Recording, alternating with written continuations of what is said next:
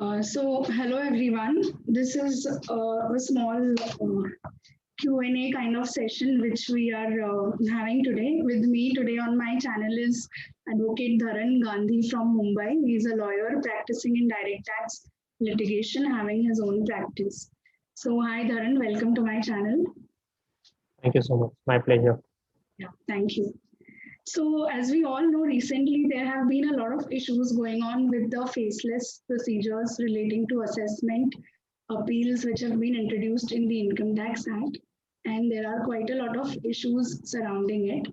So, Dharan is here with us today to address few of them and give his views on some of the raging questions surrounding these. So, you want to say something, Dharan, or we should go ahead with the questions? No, I think we can go ahead with the questions. I think your questions are quite comprehensive to cover all this. Sure. Okay. So, coming to the first part, according to you, what are some of the prominent issues or glitches as regards the faceless assessment procedures under the Income Tax Act? Yes, so, we have seen a lot of technical issues or glitches in implementation of faceless assessments. It was going smooth until February 2021. However, with the time barring date approaching, it appears that there was some panic coupled with technical issues which led to complete fiasco. We have seen people facing different issues like a short period given for compliance, compile voluminous details. We have seen notices been issued on Friday, and the SSCs were required to reply till Monday evening. Sometimes the details were in the nature of third-party details, where to get details from the third parties, which is not readily available, coupled with this pandemic situation. Then there were a lot of many issues with the show cause notices being issued at abrupt time, giving lesser time for reply, and in some cases, show cause notices were not issued at all. We have also seen cases where show cause notices were not appearing in the portal for 2 days. So I have received a mail saying that the show cause has been sent to you. When I went online, I couldn't find a show cause notice. The time limit to comply was 1 day, and till that time, the show cause was not available. We have seen cases where the adjournment requests are not being considered or have been overlooked and the order has been passed.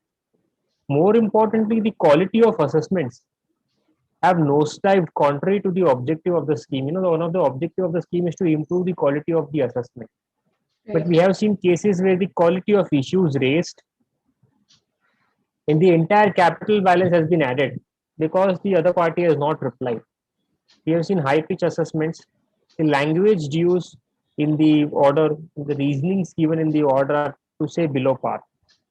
And I have seen cases where demand of up to 10 to 100 crores have been raised, which is absolutely perverse and irrational and absurd. Apart from these technical glitches, I have also seen or noticed what I feel is perversity on the part of the department. To give an example, on 24th of April, a press release was issued that the due date to complete the assessment was extended till 30th June from 30th April. In spite of this press release, I have seen cases where assessment orders have been passed after 24th of April in a hurried manner without waiting for the SSC to reply or without giving them sufficient opportunity of being heard. This leaves much to be desired. So, they, apart from technical issues, we have also seen some panic on the side of the department. Okay. So we can sum it up saying that it is not just the technical glitches, but there have been several instances of procedural lapses as well in recent times. Yes, Okay. yes. Thank you.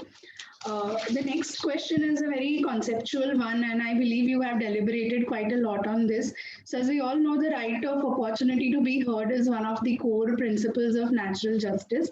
So, what is your take on the sufficiency of this right of opportunity to be heard in all these faceless procedures? No, this natural justice is something which does not require any legal backing. It is there since inception without even there being any provisions in the law. It is, in Latin, it is known as audi alteram partem, one of the Yes, principles. It is accepted by courts all over India, all over world, in fact. Now, correct. your question about sufficiency of right to opportunity have been heard has three aspects. One is the provision of law, two, written submission vis-a-vis oral submission, and three is reasonableness of the opportunity given to the assessor.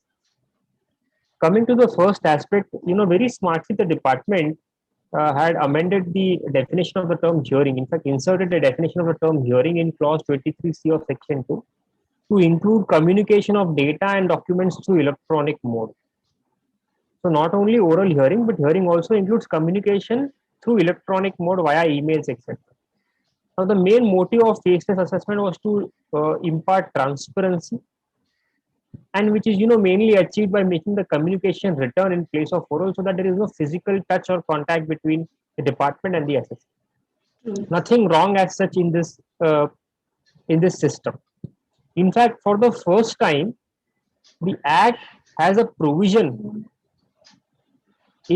insofar as the issue of show cause notice is concerned before making any addition. Therefore, now it is mandatory to issue show cause notice where any order prejudicial to the assessee is to be passed. All negative points and all evidences against the assessee have to be put to the assessee for his or her rebuttal. This is also conveyed by the SOPs issued by the department. So, provisions of law are therefore robust insofar as natural justice is concerned. So, coming to the second aspect of the written submission versus oral submission, of course, the physical hearings are completely done away with. Nevertheless, you still have a little opportunity of arguing orally via video conference. And many times as professionals, we have experienced that some of the issues are much easier to explain if explained orally. It takes lesser time. And some of the issues, and the same issues if explained via written submission, then it goes into pages, and it is very difficult and becomes complicated. Transfer pricing issues or cases of real estate developers, there are lot many agreements, development agreements, etc. We have to draw inference from one page to other page. It becomes difficult when you draft a written submission. It becomes very difficult for the department to digest the same. So some issues are better explained orally.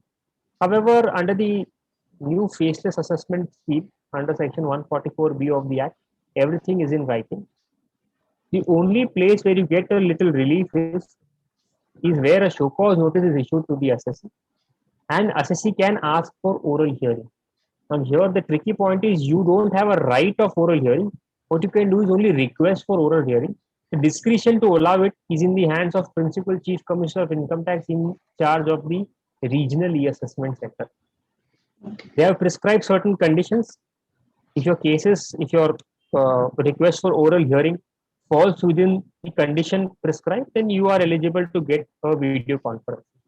So this is tricky. You are at the mercy of the department. These are quasi-judicial proceedings. The initial part of the assessment, can be continued in a written form, but if a show cause notice is issued, I don't think so there should be any condition imposed in granting an oral hearing. Right. Now, these things have been complicated by the SOPs issued by the department, which is issued on 23rd of November. So firstly, these SOPs were not even made public. So you don't even know in which situations you can ask for oral hearing. Now, recently, around mid-April or in the beginning of April, we could lay our hands on the SOPs which were released in November 2020. As per the SOPs, a video conferencing opportunity will be granted only if there is a dispute as to the facts, and a case where assessee has already filed his written submission. And a video conferencing would be granted only for 30 minutes. So this is absolutely absurd. I cannot argue orally on legal issues, as if the department is very well aware about the Income Tax Act, very well versed with the law, precedents, etc. And also practically we have seen that this video conferencing opportunity is a futile exercise, because they come, the screen is blacked out, you don't know who the person is, and they say whatever you want to say, you please go ahead. We give our submission and there is no questions from their side. At the end of the day, it's a predetermined mind. They come with a predetermined mindset of making additions, and therefore, really speaking, no purpose actually. It is more like. And the last aspect of natural justice is reasonableness. Sorry? No, I was just saying it's more like a formality Yes. that kind of put it in the procedure. Yes, it's a formality. It's a formality. And in fact, what? We were in fact appreciating the scheme, faceless proceedings, on the ground that Now the assessee would not be required to sit outside the office of the assessing officer and need not have to wait for the AO. But we have seen cases where you have to keep yourself logged in for a faceless opportunity or video conferencing hearing, and they join after half an hour or 15 minutes, and you have to wait. So these issues are still there. Correct. And the last aspect of natural justice is reasonableness, where I think there is a big lacuna on the part of the department, because they issue notices on Friday, they issue reply by Monday, which is completely not done, especially in this lockdown scenario. When we file an adjournment, it is not considered, and they pass the order and they say that you are not the assessee has not replied, and therefore we are passing the order as it is. This is an area where many writs have been filed. So overall, not a very positive picture as of now. Correct. Okay. Since you mentioned about writs being filed, the next question is surrounding that aspect only. So recently there have been several writ petitions that have been filed across high courts, I believe, against orders which are arising out of these proceedings. So, what are the implications of this writs and what is the way forward in relation to this? So most of the cases where writs have been filed is because, one, gross violation of principles of natural justice, two, non-consideration of submissions filed, and three, because of high-pitched nature of assessment. So if you go through the order, you will find absurd language. So in many cases, I have seen, the structure of the order is very difficult to digest, and the language used is not appropriate, and you sometimes are not able to understand what exactly the department is trying to say. Now, this high-pitched nature of assessment would entail a payment of 20% if you follow normal appeal route. So you are not granted stay of 100% of the demand, and for that you have to knock the door of the High Court to get a complete stay. So in all these cases, writs have been filed because there is the assessees are prejudiced a lot, and in most of these cases, the high courts are likely to set aside the order of the passed under the faceless assessment scheme.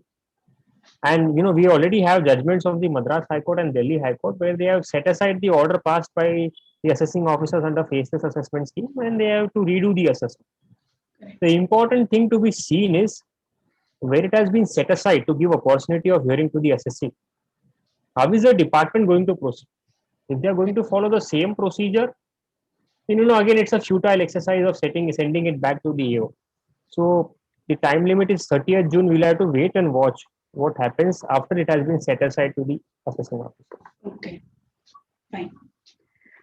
From what I understand, there are a lot of orders wherein the procedure which is prescribed under Section 144B has not been followed. So, what should be the fate of such kind of orders according to you? Actually, interestingly, for 144B section, which prescribes the faceless assessment scheme, it has a subsection 9. Now, this subsection 9 reads that notwithstanding anything contained in any other provisions of this Act, assessment made under subsection 3 of section 143 or under section 144 in the cases referred to in subsection 2 shall be non-est if such assessment is not made in accordance with the procedure laid down under this section. So very interestingly, what is the consequence of not following the procedure is prescribed in the section itself for the first time. The effect of not following the procedure laid down is the order is to be treated, or the assessment is to be treated as a non-est assessment. Non-est means not existing in the eyes of law. Now coming to the various kind of writs filed, the writs are filed for various defects, like firstly, case where completely they have failed to issue show cause notice. Directly after the return submission is filed, they have passed the order. Take a second case where show cause notice is issued, but adequate time is not given. So before you file a reply, order has been passed. Or adequate time is not given and you have sought an adjournment, but they have not considered your adjournment request and they have passed the order. Or you have sought a personal hearing, but they have not considered your personal hearing request and they have passed it. Or you come to a third case where show cause notice is issued, you have filed a reply, but the reply is not considered and they have passed the order. And the last category of cases, interestingly, we have also seen cases where the show cause notice says you have to file a reply by X date, but before the X date, they already passed the order. So we have seen even such kind of cases. Now, my personal view is where the procedure is not violated and the only issue which the assessee has faced is reasonableness of the opportunity of being heard, that is sufficient time not be. In those cases, it may not be very apt to invoke 144b9 and to treat the order as non-est. There, the appropriate course of action would be to send it back to the AO for complying with the principles of natural justice. So the procedures are followed. The only problem is that reasonable opportunity is not. Though one can also argue that the procedure requires reasonable opportunity to be given, and therefore, if that is not given, 144b9 should apply, and the order should be treated as non-est. That view is possible, but I don't find much agreement with that view. But the second category of cases where the procedures are not followed, like show cause notice not issued, or I have filed a submission and you have not passed the order after, and you have passed the order without considering my submission, or cases where before the due date of compliance you pass the order. Now these are the cases where there is no question of natural justice, there is a question of you not following the procedure. So in these type of cases, really speaking, the issue before the High Court or the appellate authorities would be, should there be a remand back or should there be a complete quashing of the procedure? According to me, the answer is given by section 144b9. If such type of orders are passed wherein the procedures are not followed, which are mandated by law under section 144b1, then the only effect which can be given is to treat the order as non-est, which is non-existent. Court should not grant any liberty to the assessing officer to redo the assessment. Let them take whatever action is available to them as per the law. So this is the effect of section 144b. And coming to the last question that we have is, so we already have these faceless penalty proceedings and faceless appellate proceedings in the statute. Now, as we all know, Finance Act 21 has enacted provisions which have even intended to make the ITAT proceedings faceless. So how far do you think this would succeed, or to put it otherwise, what is your take on the entire ITAT proceeding going faceless?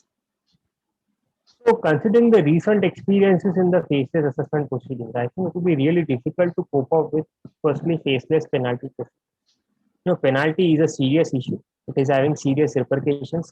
These are penal proceedings. You are saddled with penalty, and it is a foundation stone for prosecution proceedings. Correct.